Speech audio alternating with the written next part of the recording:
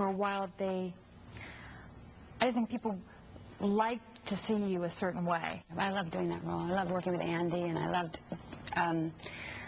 that kind of love story, because I think great love stories are really about the obstacles between the people, and in that case, the obstacle was their natures. Both of them were struggling with their own nature, and that's what kept them apart, you know. I thought it was a really good movie. Meg followed When a Man Loves a Woman with another unlikely role. She played an army captain during the Persian Gulf War in Courage Under Fire. I think it's such a strong story. When I read the script, I thought, wow, I couldn't put it down. I kept thinking, well, what happened? What really happened? Well, who is she really? Did she behave like that? I love doing dramatic pieces, you know. And this was impossible to resist, I thought. When you look back at your filmography, do you have a favorite role or something that really stands out for you? I have favorite experiences, and that's really it. I mean, I really loved doing Courage Under Fire. It was a strange experience, but it was really fun, you know, to be around all that hardware and all those helicopters and those bombs and those guys and that stuff. I mean, it was so out of my usual, anything familiar to me. It's so funny because it is so antithetical to who she is. You know, she is a peaceful yoga, wheatgrass drinking, you know, healthy, wonderful person. I mean, you know, she hates guns, and for her to wholeheartedly tackle this role, you know, I mean, it was so funny because you could see the change in her. She would stand back and do that Meg Ryan thing, looking at a gun, and then she'd go, okay, well, okay, all right, you know, and there she was, Rambette, you know, but Rambette with a heart. But Meg knew what her audience wanted, so in 1998, she re-teamed with Tom Hanks for the modern-day romance, You've Got Mail. It's almost like you have a wish list of who you can work with, and, you know, I got to say, Meg's always on it, so when it comes true, it's a wish come true. When I read this and said, Nora, this is so great, let's please do this, and she says, well, okay, let's do it. I'm thinking about Meg. And I said, oh God, well then we'd be done. It would be just like winning the lottery. They hit the jackpot all right. The movie grossed $115 million, but Meg was still uncomfortable in the spotlight. You called yourself a lousy celebrity. Yeah. And why do you think that is? Because I don't. I think I'm a lousy celebrity because I've never really, I'm not really comfortable with that kind of attention. It makes me really uncomfortable, so I feel like that qualifies me as a lousy celebrity. Coming up. From a script's inception to the making of a movie to the releasing of a movie, it's all basically men making those decisions, so it can't help but affect the product, I don't think. And later, it was a very interesting time because I really had to pay attention to my reaction to it. Exactly a megastar, as one magazine playfully put it, she's certainly one of the most popular actresses in movies. You are a powerful woman, considered a powerful woman in Hollywood. Yeah? Yeah, okay. I mean, when scripts come to you, they're not really dog-eared. They haven't really gone through the rounds. Sometimes I get things and they need me to greenlight the movie.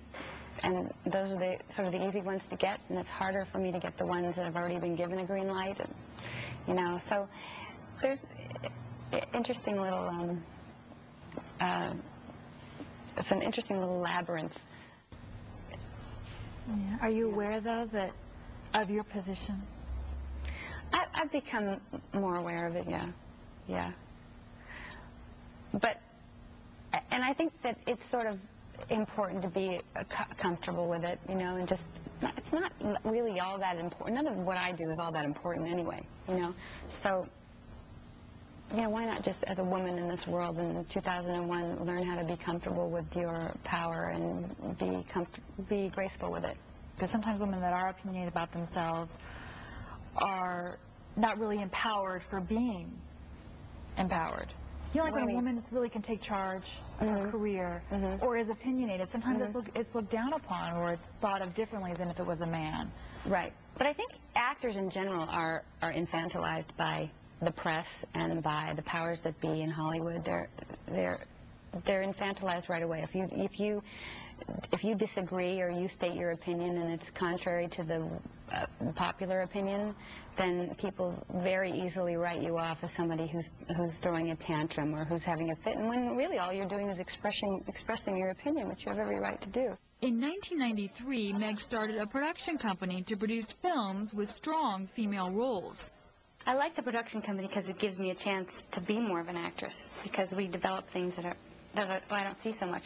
From a script's inception to the making of a movie to the releasing of a movie, it's all basically men making those decisions. So it can't help but affect the product, I don't think.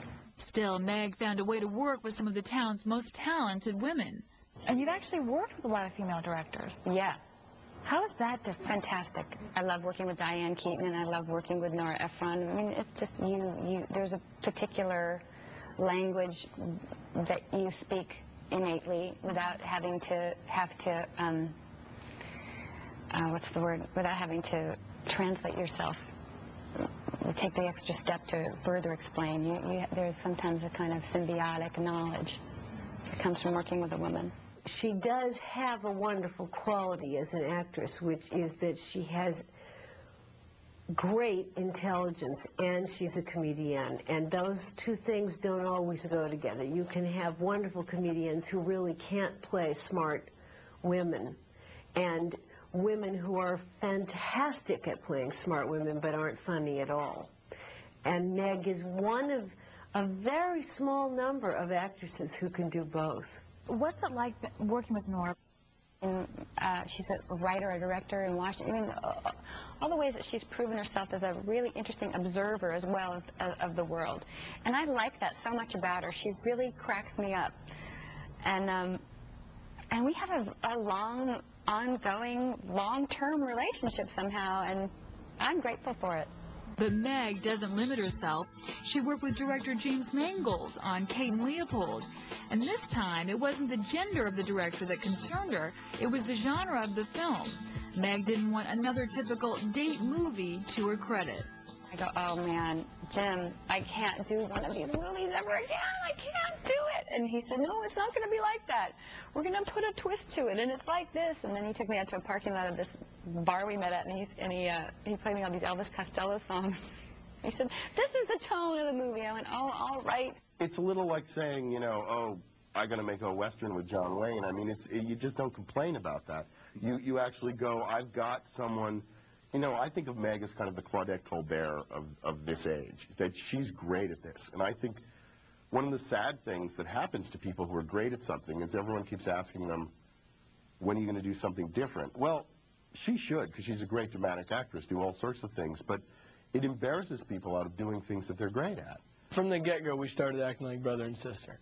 I mean, we were goofing with each other, bickering with each other. Before an important scene that we had together, I'd walk up and flick her behind the ear. Like, what's up? What's up? What's up, Blondie? Hey, Blondie. You know, just a bug her. And Jim liked it. Jim, every now and then, Jim would be like, just roll, roll, while we were just bickering off camera.